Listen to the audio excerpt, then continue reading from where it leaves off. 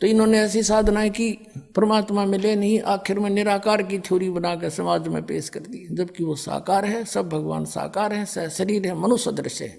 अब कहने का भाव यह कि ये कहता कि सर्व धर्मान परित्यज माम, मेरे सतर की सब पूजाएं मुझे छोड़ दे, उसकी शरण में जा। व्रत माने जाना होता है, आना नहीं होता। तो फिर मैं तुझे सब पापों से मुक्त कर दूंगा, तुझे मैं अपना बंधुआ मजदूर नहीं रखूंगा, मेरा अकाउंट कर दे पूरा।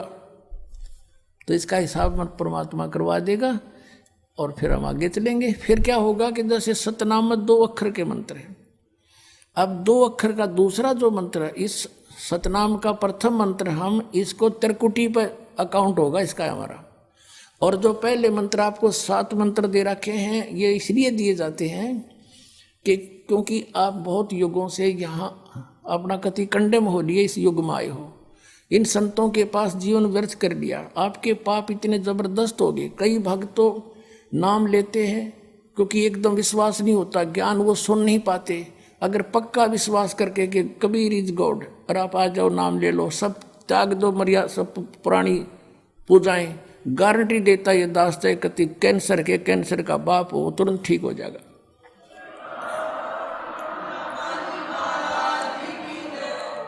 हम मार इसलिए खवा दी काल ने कि ये हमारे विश्वास ना होने देता कबीर इज गॉड, और जब तक ये नहीं होगा इतना मालिक सारा पूरा दे नहीं सकता। कह कबीर सुनो भी साधो, मैं तो हूं विश्वास में। जब तुमने ये विश्वास हो गया कबीर इज गॉड, फिर देखना, या मैं 1000 प्रमाण दिखा सकता हूं आपको, पुण्यात्मा हो जो परमात्मा की शरण में लगे हैं सच्चे, उससे उनके ऊपर कर्म की फिर मार आई है और ऐसे जीवित कर दिए। डॉक्टरों ने जवाब दे दिया था कि अब इसका कहीं इलाज नहीं, बेसिक ले जाओ, नाम ले रखा था उन्होंने, और वो अपने आप फिर स्वस्थ हो गए। भगवान किसे कहते हैं? इसको कबीर गॉड कहते हैं। तो ये प्रथम मंत्र में आपको अब ये 7 मंत्र बना के दिए जाते हैं। पहले 5 मंत्र देते थे नानक साहिब भी और परमेश्वर कबीर साहिब जी। फिर ये है 5 नाम हैं जो हमारे कमलों में ये प्रधान बैठे हैं। मूल कमल में गणेश जी, स्वाद चक्र में सावित्री ब्रह्मा जी, नाभि कमल में विष्णु और लक्ष्मी जी, हृदय कमल में शिव पार्वती जी और कंठ कमल में ये दुर्गा जी। तो ये 7 नाम इसलिए देते हैं हम कि मान लीजिए उपदेश ले लिया और ये प्रथम मंत्र एक बार मेरे मुख से भी सुन लिया मालिक की इसकी जैसे हम देते हैं, और फिर उसकी उस सुनने के बाद साथ साथ बोल लिया और फिर भी मृत्यु हो जाती है, तब मनुष्य जीवन गारंटीड है उस व्यक्ति को, ये गारंटी देता है। और यदि उसने जाप कर लिया कुछ दिन और विश्वास ठीक रहा तो वो स्वस्थ भी होगा और इसकी इसी जीवन में आयु बढ़ती चली जाएगी, परमात्मा बढ़ाता चला जाएगा जब तक उसका मोक्ष नहीं होगा, इस जन्म में पार कर देगा आपको। तो इसलिए ये 7 मंत्र दिए जाते हैं। ये पहले वाला लास्ट वाला मंत्र आपको जन्म दिलाएगा तुरंत, मनुष्य जीवन का गारंटीड है, मृत्यु भी हो जाएगी पुण्यात्मा। इसलिए मान लीजिए किसी का कोई बीमार है, या 80% व्यक्ति दुखी आए हुए, और जो विश्वास कर लेता उनको गारंटीड बात पूछ लो, यहाँ लाखों बैठे होंगे, आ जाते हैं, सुनते रहना और सब स्वस्थ हो जाते हैं। तो ये वो परमात्मा है। तो इसलिए प्रथम मंत्र जो आपको दिए जाते हैं इनमें ये 2 मंत्र अब कंपलसरी थे, पहले नहीं थे ये। तो इसलिए परमात्मा ने कंप्लीट कोर्स बना करके गरीबदास जी के माध्यम से हमारे तक पहुंचाया है। और जैसे आप जी किसी का कर, जैसे विदेश गए हो, स्वदेश आना है, वहाँ आपने कोई कारोबार शुरू कर रखा है, कोई फैक्ट्री वगैरह लगा रखी है और आपका ठीक से काम चला नहीं, आपका बिजली का कनेक्शन कट गया, टेलीफोन कनेक्शन कट गया, पानी का कनेक्शन कट गया, गैस कनेक्शन कट गया, पैसे बने नहीं, तो आप कंडम हो गए। और वहाँ कोई ऐसा प्रभावशाली व्यक्ति आपको मिल जावे, सरकार को गारंटर बने कि भाई तुम इनका चालू करो कनेक्शन, मैं गारंटर बनता हूँ, और फिर उसको कहेगा भी जो पैसे तो देगा यही तेरे कर्जा उतारेगा, नहीं तो फिर काट दियो ना, वो देता क्या बात है। तो ऐसे ये दास आपका गारंटर बनता है और आपके सब कनेक्शन चालू करवाता है, लेकिन इनकी मजदूरी करके ये देने पड़ेंगे, तुमने कर्जा आप तारना पड़ेगा।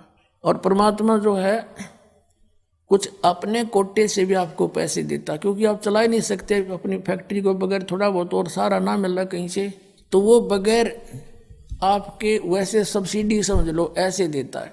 तो परमात्मा पहले आपको सब्सिडी देता है जिससे आप अपना काम चलाओ और फिर डट कर भक्ति करो, मर्यादा में रहो, आप धनी हो जाओगे, बहुत शीघ्र धनी हो जाओगे। बहुत कीमत है इन मंत्रों की।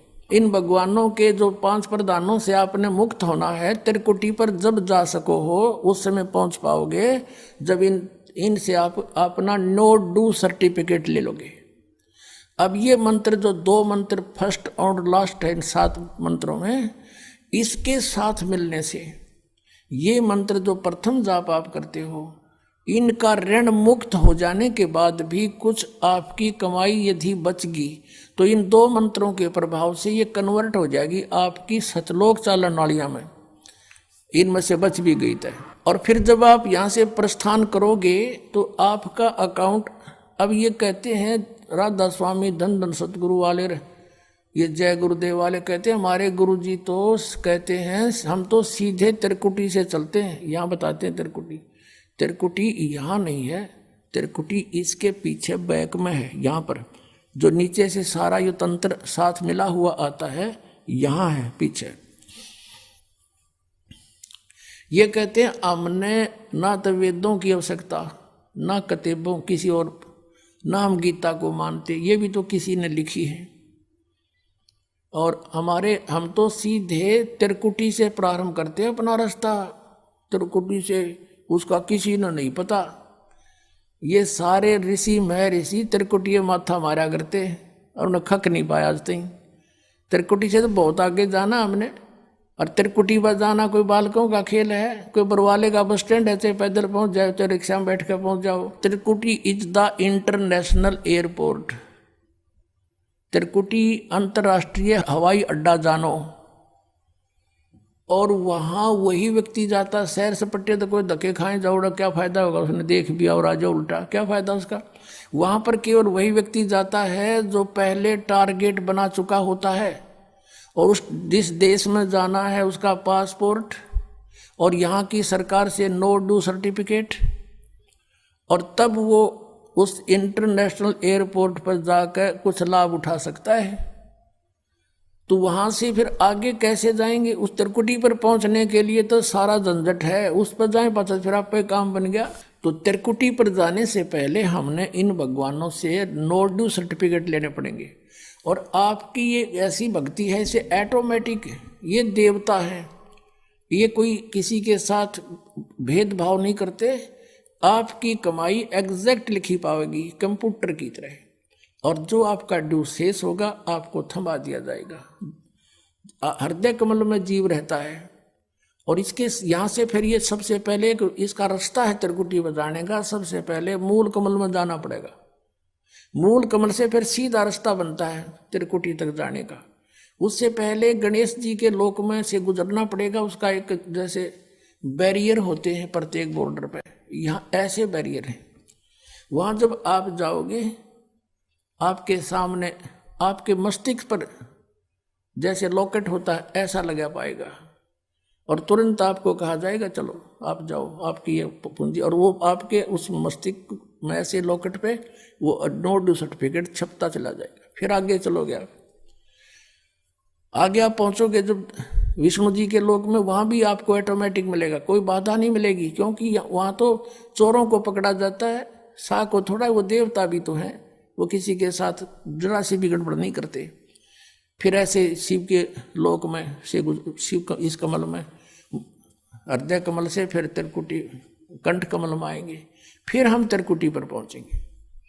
अब त्रिकुटी पर जाने के बाद इस सतनाम के जो प्रथम मंत्र का अकाउंट वहां देंगे, लेकिन वहां पर यह काल बकवाद करवा देता है। यहाँ का जो जितने देव हैं ये अपने सतर पर कोई गलती नहीं करते, ये करवाता है। जैसे श्री कृष्ण, इसने सारे प्रयत्न किए थे कि भी युद्ध ना हो, सबसे प्रार्थना की थी दोनों पक्षों से, फिर इन्होंने देख लिया था कि ये मानना नहीं, ये तो इन मत बुद्धि भ्रष्ट हो चुकी है।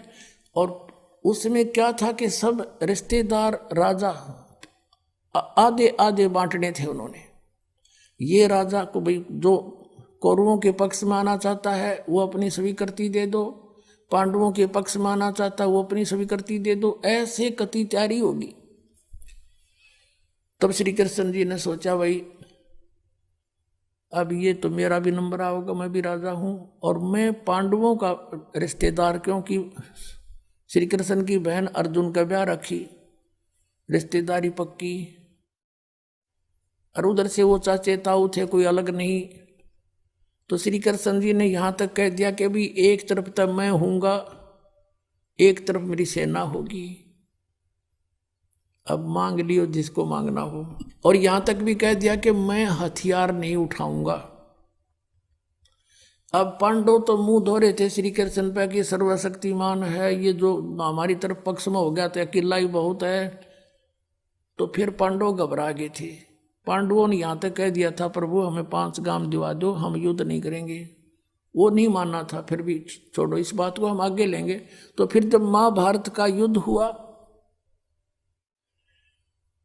अब श्री कृष्ण ने हथियार उठाया, पहिया उठा लिया रथ का, उसको अपनी शक्ति से सुदर्शन चक्र बना दिया और उसने बहुत लाखों लोगों को काट डाला। अब ये अपने सत्र पर गलती नहीं करते ये देवता, जब तक ये न्यूट्रल रहते हैं। और जब इस काल ने इन पर प्रभाव किया, अंदर प्रवेश कर गया इसके काल, श्री कृष्ण के पाप को बनवा दिए इसके, और सुदर्शन चक्र उठवा दिया और झूठा बना दिया, वह प्रतिज्ञा भंग करवा दी। ऐसे ये त्रिकुटी पर जाकर चाल चाल है, यहां तक नहीं बोलता ये। अब वहां ये कोशिश करता है कि इसको यहां उलझा दूं। उससे पहले बहुत सी ऐसी बहुत से वहां पर त्रिकुटी तो एक बहुत बड़ा सांग है, बहुत बड़ा प्लेटफार्म है, और वहां पर कहीं पर डांस हो रहे हैं, कहीं पर दुकानें लगी हैं, औरतें खड़ी हैं नाच रही हैं, कोई अर्धनग्न शरीर में खड़ी हैं, और बहुत से वैसे सुंदर सुंदर खड़े हाथी सजे हुए। तो ये जीव वहां जाकर बिचल जाता है। सब ये नकली गुरु भी वहीं खड़े हैं, नकली गुरुओं का रूप बनाकर तो काल आता है, और अपने असली गुरु का रूप बनाकर परमात्मा आते। इस दास के रूप में आपको त्रिकुटी पर उपलब्ध होंगे परमात्मा। तो वहां क्या होगा कि कई बार ये काल भी परमात्मा यानी असली गुरु का रूप बनाकर खड़ा हो जाता है। तो सबसे पहले आप क्या करोगे, प्रणाम जब करोगे गुरुदेव को, ये स्वभाव तो आपका यहाँ बना ही दिया जाता है, गुरु जी दिखे दंडवत करोगे। दंडवत करते समय एक सतनाम का सुमरण अवश्य करना होता है। 1 सेकंड, ये 10 सेकंड मुश्किल से लगती है। श्वास उस श्वास का सिमरण करें प्रणाम करते समय, और उठकर जब देखोगे यदि परमात्मा होंगे तो एज इट इज पाओगे, और जब काल होगा दास के रूप में तो उसका स्वरूप बदला पाओगा, ऊपर का कपड़ा हटा पाओगा, उसका असली सूरत मिल जाएगी, तो आप वहां से बच जाओगे। अब फिर क्या होगा कि फिर तुम जैसे यहाँ आप देखते हो गुरु जी आगे सारे पीछे पीछे हो लेते हो, तो वहाँ जब मृत्यु होगी आपको सपना सा दिखेगा। जैसे आप किसी ऑफिस में गए हो किसी कामवश, और वहाँ आपका काम फटाफट होता जा रहा है, नहीं होता है तो आप दुखी हो रहे हो, बार बार बैठ कर रो रहे हो, तो ऐसे ही चलेगा वो। तो वहाँ जाते ही जब आपको गुरुजी दिखेंगे, आप एकदम इसी स्वभाव से जो आपकी यहाँ रिहर्सल हो रही है, आपके अंदर जो आस्था कसक पैदा हो रही है, ये वहाँ काम आओगी आपके। तो ये सब रिहर्सल यहाँ कराई जा रही है कि गुरु को परमात्मा जानकर ये सब क्रियाएं करो, तो वहाँ ये आपके काम आऊंगी, वहाँ अपने यूज होंगी ये सारी फार्मूले। तो जब आपको ये पक्का हो गया कि ये है गुरुजी, फिर आपको लेकर के धर्मराज के दरबार में परमात्मा जाएंगे इस दास के रूप में, और धर्मराज से कहेंगे जी इसका हिसाब कर दो, भगवान का आदेश है, आप लो अपना ये एक इसकी कमाई जो तुम्हारे सत्र की वो प्राप्त करो। ओम नाम की कमाई और ये यज्ञों का जो बचा हुआ यहाँ प्रयोग हो गया सो हो गया यज्ञ, फिर भी बचे हुए भी आपको वहाँ देने पड़ेंगे कि आप अपना संभालो अपने सत्र की। जैसा कि आपके संविधान में लिखा है, ये पवित्र वेद पवित्र गीता भगवान का संविधान है, इसके विरुद्ध जो कार्य करता है वो दोषी है, चाहे जज है चाहे बिना जज है। तो यहाँ का न्यायाधीश बहुत समझदार है, उसने वो सब समझता है। परमात्मा याद दिलाता है 18वें अध्याय के 66वें श्लोक में लिखा है, सर्वधर्मान परित्यज्य माम एकम शरणं व्रज। अपना अपने सतर की जो तुम्हारी है वो अपनी लो इसकी पूजाएं और इसको छोड़ो, आगे चलेगा ये। तो वहाँ सतनाम के प्रथम मंत्र का जाप हम वहाँ देंगे, यज्ञ दे देंगे, फिर ये वहाँ से चलेगा। फिर वो आगे जागा तो पार ब्रह्म के लोक से हमने पार होना है। वहां पर सतनाम के दूसरे मंत्र की कमाई जो श्वास उश्वास से की हुई है,